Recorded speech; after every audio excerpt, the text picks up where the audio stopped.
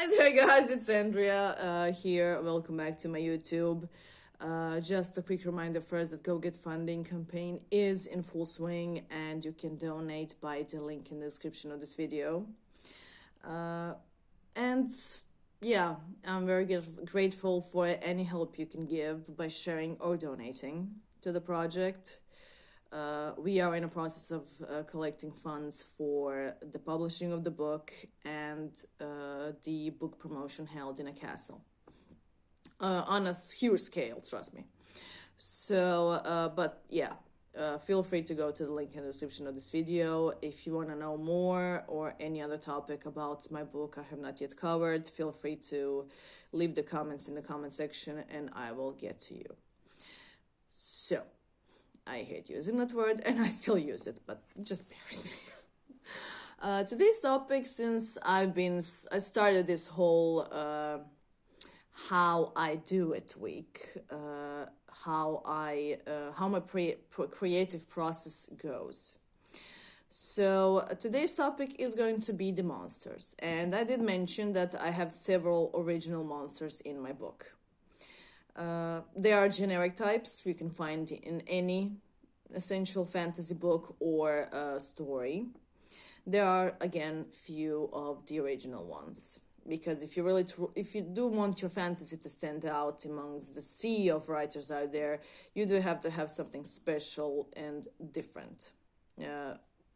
Just having your own different kind of monster is a good start. But before I get into that, I would like to start off by reminding, well, essentially everyone who's watching, that vampires in this book are not human puppies. We are talking about essential monster book, where vampire is a vampire. Vampire is fierce. Vampire is evil.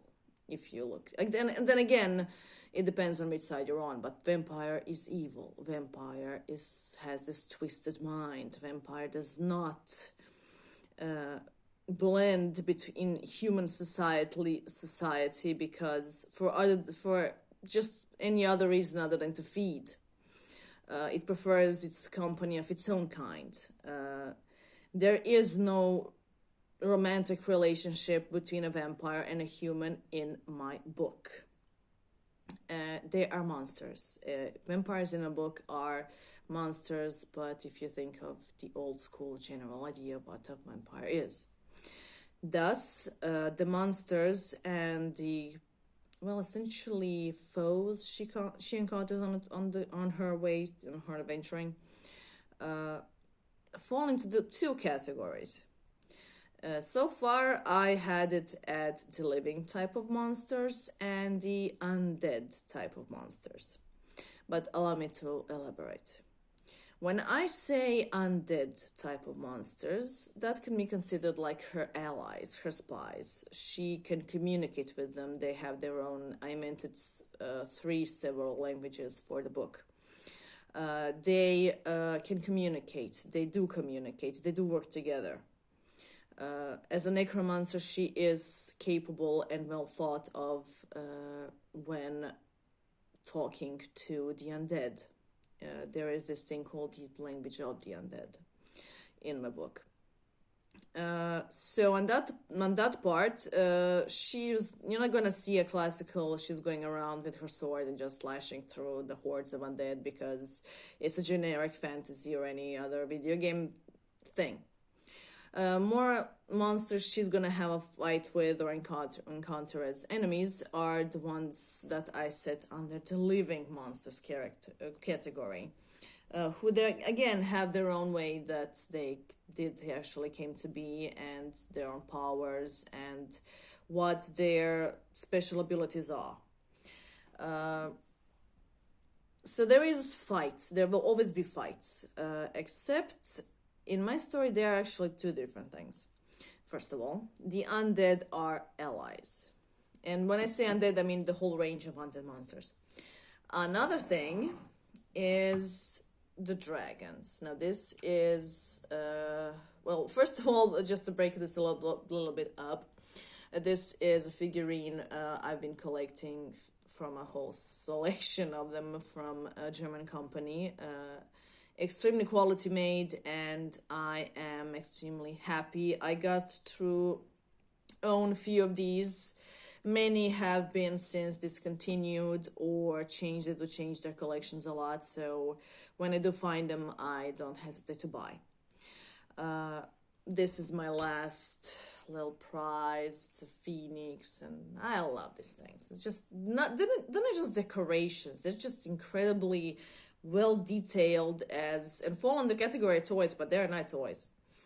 And also when writing a story, it kind of helps to have a physical representation of what perhaps a dragon is look like. So you can put a scale of the height of your character and just imagine the whole fight scene if should it happen. But then again, I don't kill dragons in my book. They are allies, incredibly intelligent, strong, and it is a creature. You need essentially a party of at least 5 to 10 extremely capable fighters to take down. Another difference in my story from the others. Just to get a little bit into it. On the other hand, we have what I really came here to talk to you about. The whole monsters creation idea. I get ideas from different types of sources. I dream the story, generally. I have nightmares of monsters or troubles the main character will come by.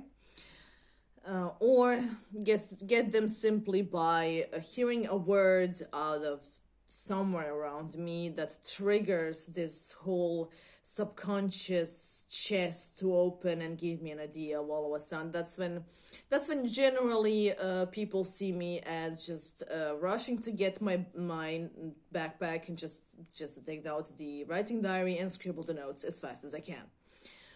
If you see me doing that happened. Ideas don't stick long. That's why I use writing diaries.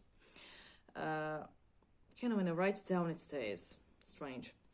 But when I create original monsters or have created before, I start with drawing, and it is another form of relaxation for me. So that's my favorite type actually.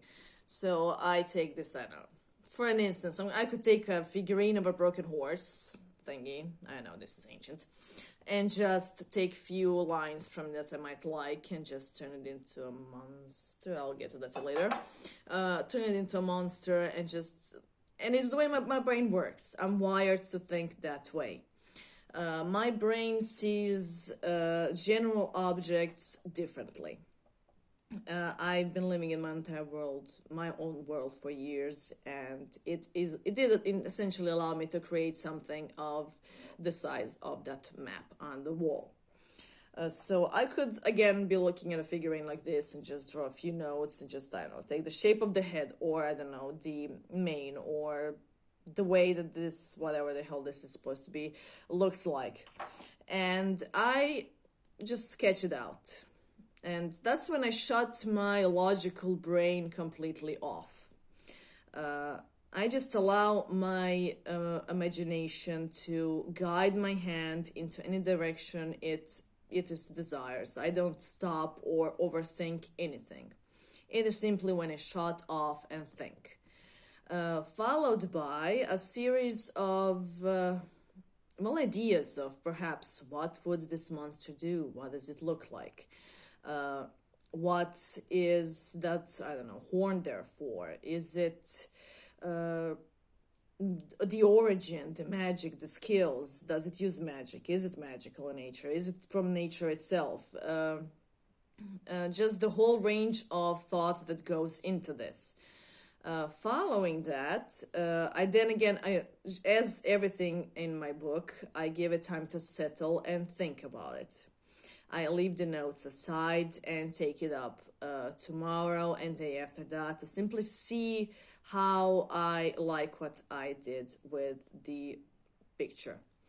If I like it, I put it away and just give it a little bit more time to see where would that kind of monster live, the habitat, the feeding nature, I guess.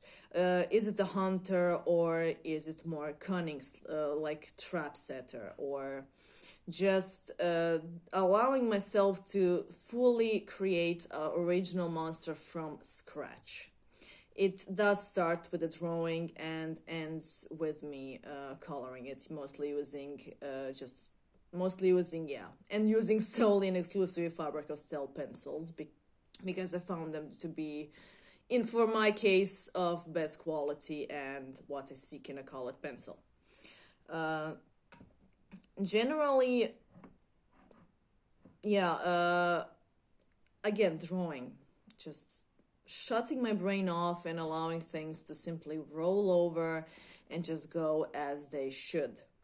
It's the only way you can actually create original monsters. If you go by the general, I mean, you do have to have that in your fantasy. Yes, you do have to have some generic, usual type monsters. But I strongly suggest when writing fantasy, create at least 5 of your original ones. When you get deeper into the story, the ideas just gonna unlock themselves like a chest. So yeah. Also, writing advice video. Who would know? Anyway, I'm gonna just cut this right here. If you want to hear more about the languages I invented over the years, or more if you want a closer look at each of my genuine monsters in the world, feel free to leave the comments below, and subscribe to this channel, follow, and share the link, donate to the link. I am again very grateful for it, and I will see you here soon, guys. It's Andrea out.